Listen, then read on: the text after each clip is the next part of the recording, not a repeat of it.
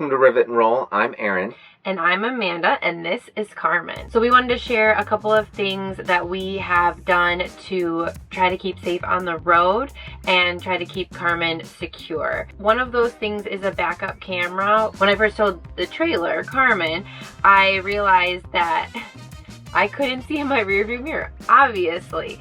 So we really wanted to make sure that we could see and that we could see when we were changing lanes. So we want to go through the camera option that we chose that seemed the best fit for us. And then we also had heard a lot about people getting flat tires, or that was a way that a lot of the accidents happen. So we invested in a tire pressure system so it could tell us real time if Carmen was experiencing any changes in tire pressure when we are driving in the actual vehicle ahead of Carmen. And then finally, we wanted to find a way to secure Carmen, because with the Airstreams, if just left as is, anyone could really come up and hitch and tow away the trailer. While that's rare, we just wanted to make sure that we were doing our best to prevent that from happening. So we are on a road trip across the country, going to a bunch of state parks and a couple of national parks. So make sure and subscribe, because we will be sharing videos from each of those spots.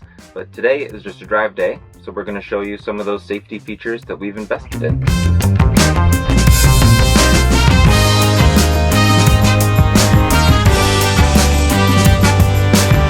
Now we are out on the road. We wanted to talk about the couple of items. First up is going to be the tire pressure monitoring system, or TPMS. Now, in the tow vehicle, the system already has a monitoring system on the tires. So if anything's going wrong, we're going to get an alert on the dashboard, but we don't have anything for the tires on the Airstream. So that's where a tire pressure monitoring system comes in. So for us, we went with the Easy tire system. I will make sure that there is a link in the description below. So it comes with 2 little valves, or as many tires as you need.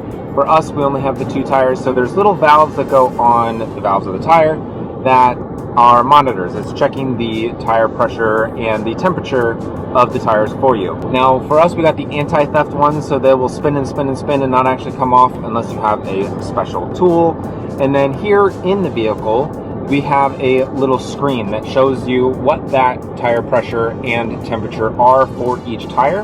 It rotates through each one, and if anything is too high, there are limits on it, and it'll send us an alert. It'll start beeping, as well as too low. So if it's too cold or the tire pressure has gone low, we will be alerted to anything going on back behind us. So setting it up was really simple. You just have to basically put them next to each other and they'll auto sync up.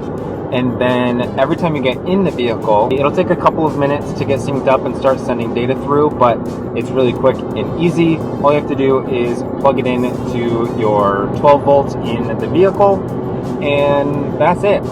That's really all there is to it. All right, so the second item we wanted to cover is our rear view camera.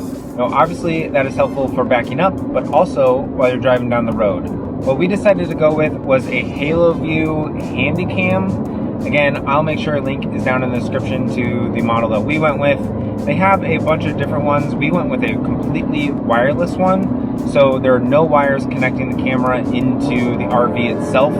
So it is battery powered and magnetic. So there's a little panel that we had to stick to the back of the Airstream so that it could then magnet to that. We were a little hesitant about that. Driving down the highway, how strong is a magnet going to be? So far, it has done well. We're currently cruising at 70 miles an hour in Oklahoma, and we still have signal, and it has not fallen off. It is nice just to be able to see kind of what's directly behind you, if any cars are coming up or anything like that, but also at changing lanes, being able to see how far back somebody is on one side or the other to make sure that you can safely change lanes. We have it right there above our other screen here in the Toyota, and you can see that car pulling up on our left-hand side. It also has the guide lanes for us, which really help with gauging distance on how far a vehicle is back there. I know Halo View has some models that record, also have kind of a front view dash cam setup as well, so they have all sorts of options for you. But for us, it just gives us that peace of mind of being able to see what is back there, making sure we can change lanes safely. The thing that we do have to keep in mind, because it is battery powered, is how long of a drive day do we have in front of us. Right now we think its battery life is around 7.5 or 8 hours, and so on a longer drive day you need to keep that in mind. So when you're driving, you have all of your different screens. Feels like you're a little bit in a cockpit. You got a screen over there, screen here, screen there, and then your normal dash. But it's everything for safety. So this is the lock that we were mentioning. We did initially order the wrong lock, but the company was super helpful. We emailed them and they sent us the appropriate lock. So I'd recommend emailing them prior to ordering it so that I don't skip that step. But I'm going to show you real quick how to put it on. It has a lot of safety features. So first you take the bottom part of it and you put it to the head, you push down so that will hold it. There are parts in the inside for the chains to go in. So you put them in.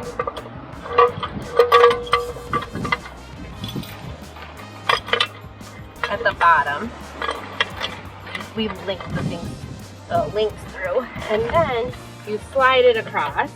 And then this is the lock part. Each unit has its own individual lock. And then you just push it in. And there you go.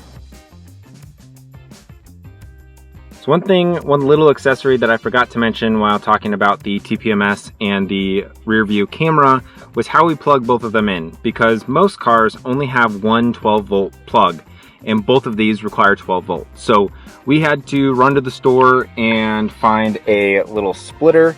So this one goes into the one 12-volt back there, and then it gives us two 12 volts and an extra USB. So that is how we're able to plug everything in, make sure both are powered and usable at the same time. So those are the accessories that we've invested in for security and safety. If you have other suggestions or products that have been helpful for you, please put them in the comments below. And make sure and subscribe to see where in the world Carmen goes next.